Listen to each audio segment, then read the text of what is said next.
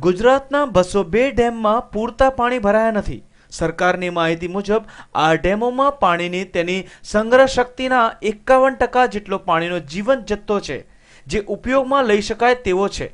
પરિણામ સ્વરૂપ રાજ્ય સરકારની ચિંતામાં વધારો થયો છે. નોંધનીય છે, ગત ચોમાસા દરમિયાન 22મી ઓગસ્ટ સુધીમાં રાજ્યના સરેરાશ વરસાદના 97% જેટલો વરસાદ વરસી ચૂક્યો હતો. આ વખતે સરકાર માટે સૌથી મોટી ચિંતાનો વિષય એ છે કે ગુજરાતના ડેમો ખાલી હોય છે, ત્યારે સરદાર સરોવર નર્મદા ડેમના પાણી કેનાલ કે પાઇપલાઇન મારફત ઉપયોગમાં લેવાતા હોય, પરંતુ આ વખતે નર્મદાના મધ્યપ્રદેશ જેવા ઉપરવાસમાં પણ અપૂરતા વરસાદને કારણે આ ડેમમાં પણ માત્ર 55% જેટલું જ પાણી ભરાયું છે. કયા ઝોનમાં કેટલો વરસાદ?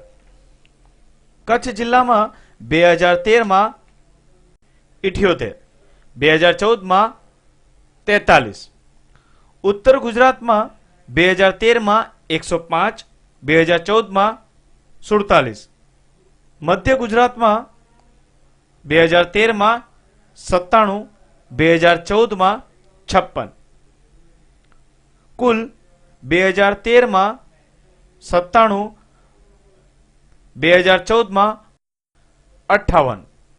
કયા ડેમમાં કેટલું પાણી? ઉકઈ ડેમમાં 66.19% ભરાયેલું પાણી, કડાણામાં 72.43% પાણી, ધરોઈમાં 31.24%, પાનમમાં 72.82%, કરજણ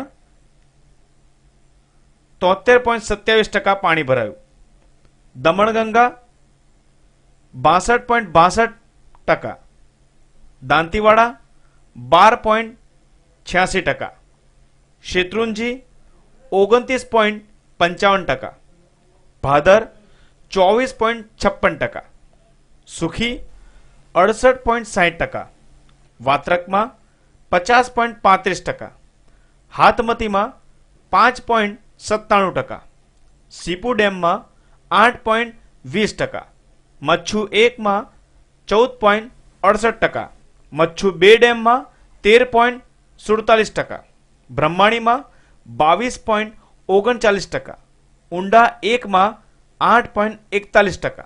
હવામાન ખાતા દ્વારા કરવામાં આવી રહેલી આગાહીનું માનવામાં આવે તો આગામી એકાદ બે અઠવાડિયામાં વરસાદની શક્યતાઓ નહીવત છે.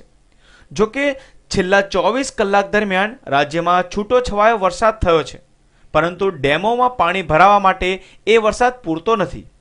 હવામાન ખાતું જણાવે છે કે પાછોતરો વરસાદ થવાની શક્યતા છે, જે પાણીની ઘટ પૂરી કરી શકે તેમ છે.